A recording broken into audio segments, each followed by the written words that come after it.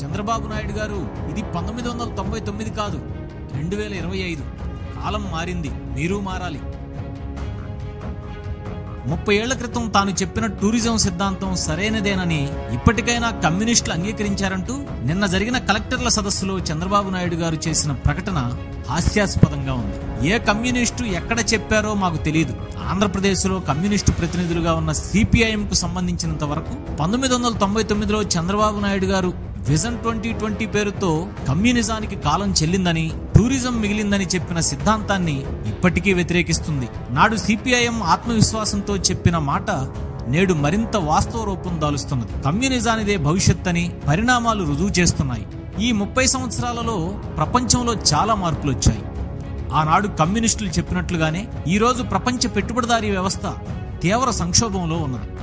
చంద్రబాబు నాయుడు గారు చెప్పిన విజన్ 2020 ఎలాంటి ఫలితాలు ఇవ్వకపోగా అసమానతలను తీవ్రంగా పెంచింది.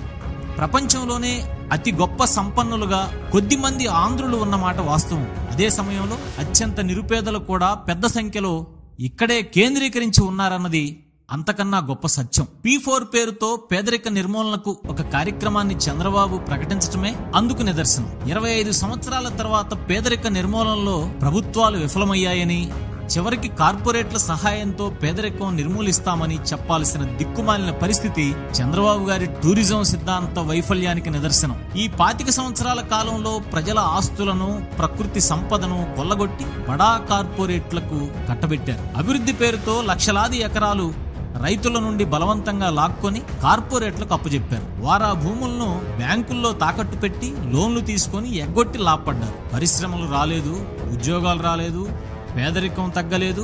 గత 25 సంవత్సరాల్లో రాష్ట్ర ప్రభుత్వం సేకరించిన భూమి ఎంత, పెట్టిన పరిశ్రమలెన్ని, ఇచ్చిన ఉద్యోగాలెన్ని? నిజాయితీ, చిత్తశుద్ధి ఉంటే ఈ ప్రభుత్వం బట్టబయలు చేయాలి. అప్పుడే టూరిజం సిద్ధాంతం అసలు రూపం ప్రజలకు అర్థమవుతుంది. ప్రజల కొనుగోలు శక్తి తగ్గిపోయిందని 2024-25 ఆర్థిక సర్వేనే చెబుతున్నది. ఒక అంతర్జాతీయ సర్వే ప్రకారం భారతదేశంలో ఉన్న 140 కోట్ల మందిలో 100 కోట్ల మందికి కొనుగోలు శక్తి లేదు. ప్రజల ఆదాయాలు పడిపోయి విహారయాత్రల ద్వారా ఖర్చు కూడా తగ్గించుకున్నారు. అందుకే టూరిస్టు కేంద్రాలు కూడా బోసిపోతున్నాయి. Hotel occupations తగ్గిపోతున్నాయి. 2022లో 166,000 మంది విదేశీ టూరిస్టులు వస్తే ఆ సంఖ్య 2023కి 60,000కు పడిపోయింది. టూరిస్టు లెక్కల్లో అత్యధికులు దేవాలయాలను సందర్శిస్తున్న వారే. పేదరికం, అసమానతలు పెరిగే కొద్దీ దిక్కులేని జనం భక్తి వైపు మళ్లుతున్నారు. టూరిజం డిపార్ట్మెంట్ నుంచి లెక్కలు తెప్పించుకుని చంద్రబాబు పరిశీలిస్తే వాస్తవాలు అర్థమవుతాయి. అరకు ఒక టూరిస్టు ప్రాంతం. అక్కడ గిరిజనుల పరిస్థితి ఎలా ఉందో ఒక్కసారి చూడండి. అరకు కాఫీ పేరుతో పార్లమెంటులో స్టాలు పెట్టి వాళ్లను ఉద్ధరిస్తున్నానని చంద్రబాబు గారు చెప్తున్నారు. అదే కాఫీ పండిస్తున్న రైతులకు ఇస్తున్న గిట్టుబాటు ధర ఎంతో చెప్పాలి.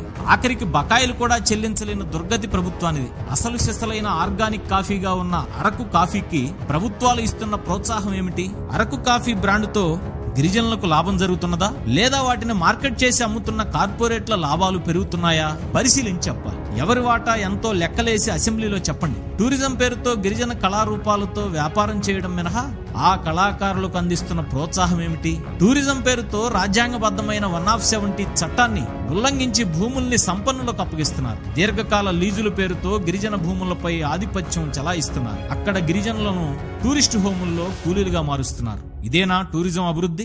గత 30 సంవత్సరాలలో 15 సంవత్సరాలు చంద్రబాబు నాయుడు గారే అధికారంలో ఉన్నారు. రాష్ట్రం ఏం సాధించిందో ఆయన చెప్పాలి. ఆయన వ్యక్తిగత సమర్థత గురించి ఎవరూ ప్రశ్నించడం లేదు గాని సమర్థవంతంగా సంపన్నులను ఆదుకున్నారు. 2020 సమీక్షించకుండానే 2047 అంటూ కొత్త రాగం తీస్తున్నారు. చంద్రబాబు నాయుడు గారు ఒక్కసారి ప్రపంచం వైపు చూడాలని కోరుతున్నాం. అమెరికా తీవ్ర సంక్షోభంలో ఉంది. యూరోపియన్ దేశాలు అస్థిరంలో ఉన్నాయి. ప్రపంచ బ్యాంకు, IMF సలహాలను, షరతులను అత్యధిక దేశాలు తిరస్కరిస్తున్నాయి. ఈ ప్రతిఘటనతో ప్రపంచ బ్యాంకు తన ఆలోచనలని మార్చుకుంటున్న వైనం కనిపిస్తుంది. ఇవి ఏమీ చంద్రబాబు నాయుడు గారి గమనంలో ఉన్నట్టు లేదు. ఎవరో ఎక్కడో చెప్పిన 4 ముక్కలను పట్టుకొని ఆయన సంబరపడిపోవడం చూస్తుంటే ఆయన అల్ప సంతోషానికి విచారించడం మినహా చేయగలిగింది ఏమీ లేదు. మేము చెప్పదలుచుకుంది ఒక్కటే, చంద్రబాబు నాయుడు గారు, ఇది 1999 కాదు. ప్రపంచం మారిపోతుంది, మీరు మారండి. 2000 సంవత్సరం నాడు యువతరంగా ఉన్నవారు సోకాల్డ్ మిలీనియర్స్ మధ్యంతర తరంగా ఉంది. వారు ఇప్పుడు తమ పిల్లల భవిష్యత్తు గురించి విచారిస్తున్నారు. నేడున్నది జెడ్ జనరేషన్. ఈ కొత్త తరం సంక్షోభంలో ఉంది. ఉన్న ఉద్యోగాలు ఉంటాయో ఊడతాయో తెలియక, కొత్త ఉద్యోగాలు రాక త్రిశంకు స్వర్గంలో కొట్టుమిట్టాడుతుంది. కొత్త మార్గం కోసం అన్వేషిస్తుంది. మీరు చెప్పే పరిష్కారం ఫలితాలను ఇవ్వడం లేదు. ఇప్పటికీ పాత చింతకాయ పచ్చడి సిద్ధాంతాన్ని పట్టుకుని వేలాడితే ఈ రాష్ట్రం అభివృద్ధి కాదు. అసమానతలు లేని కొత్త సమాజం కావాలని ఈ రోజు యూత్ కోరుకుంటుంది. అందుకు టూరిజం కాదు కావాల్సింది, కమ్యూనిజం. టూరిజానికి కమ్యూనిస్టులు వ్యతిరేకం కాదు. అది వినోదం పాటు విజ్ఞానం అందించే యాత్రలుగా ఉండాలి. లాభాలు సంపాదించి పెట్టే సాధనం కాదు. మధ్యతరగతి ప్రజలు సంవత్సరం పొడుగునా సంపాదించుకున్న దాంట్లో మిగిలిన కొద్ది మొత్తాలను ఖర్చు పెట్టడానికి ఇది పనికొస్తుంది. ఇది ఉత్పత్తి రంగం కాదు.